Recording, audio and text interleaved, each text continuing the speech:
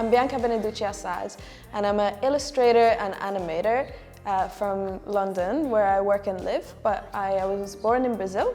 This week on the workshop, the students are working on visual storytelling, and they have been assigned to pick a story that is personal to them, like maybe something embarrassing or something funny or something that irritates them, and use a daily moment from their lives and transform it into a visual narrative.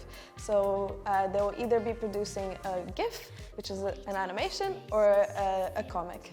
C'était sur le thème du visual journaling, donc on a choisi chacun une histoire qui nous touchait à cœur, qu'il soit triste, drôle, on choisissait le ton qu'on voulait.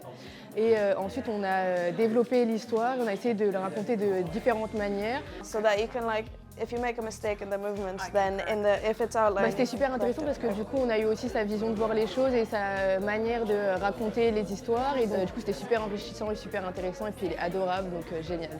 Just make sure that your resolution is correct for A3 if you're printing.